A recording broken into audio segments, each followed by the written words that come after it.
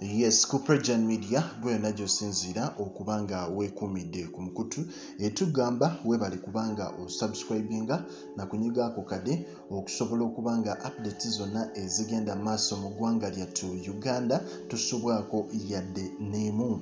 Obutakulwisa kyaddaaki opposition egudde mu lukwe lwa General Museveni okubanga azzaayo bannayuganda mu lockdown okumala ennaku 21.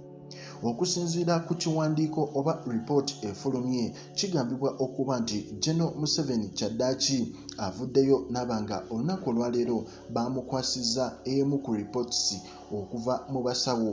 Abasawo bano mwe muli omukyala amanyiddwa nga Jane Ruth Acheng. Omukyala oyo nga yakulira ministry ey'ebyobulamu. Naye ate mu mbeera eyo kigambibwa okuba nti okusinziira ku ripooti eno eya opposition kigambibwa okuba nti mu ripooti eyo bataddemu obuwaayiro bungi nnyo olw'ensonga nti bahypinze nnyo ekirwadde kino ekya Omicron variant wave eyokusatu mu COVID-19. Abakulu bano aba ministry ey'ebyobulamu bakihypinze nnyo era mu mbeera eyo okusinziira ku ripooti eno kigambibwa okuba nti basasudde media houses ne basasula ne ba influencers oba ba blogger abamu basobole okubanga ekintu kino bakihypinga era nga kigenda okuba nti kibbulukuka. General Museveni agenda kuvaayo ye ng'omuntu aveeyo awe speech. Mu kwagala okuvaayo okuwa speech ateekewo embeera nti numbers zeeyongedde ez'abaana oba ez'abantu abalwadde ab'ekirwadde kino ekya Omicron.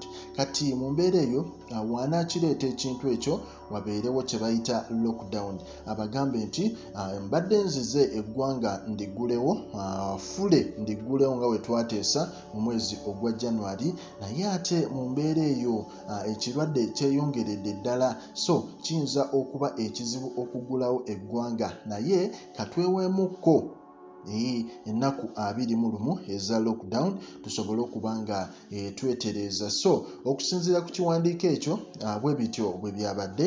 Opposition yagudde mu lukwe olwa General Museveni okuba nti azzaawo embeera ya lockdown era nga abateeseteese ekintu kino mwe muli ministry ey'ebyobulamu olw'ensonga nti ffenna tukimanyi nti mu birwadde nga bino mu bino ebintu ebuluusi ebiba bigenda mu maaso gavumenti nayo erina akantu kebeefunamu. So mu mbeera eyo baba balina okussaawo embeera yonna resisting okuba nti economy fule eggulawo, naye ate ensi ezaali zisinga Uganda ekirwadde kino omuli Rwanda zi Tanzania zo zasobola okuba nga zenjoyinga freedom of fully opening up Shegera. So ye update gye nsobodde okuba nga nkuleetera, naye nga essaawa yonna gwe tobeera surprise ekintu kino nga kizze.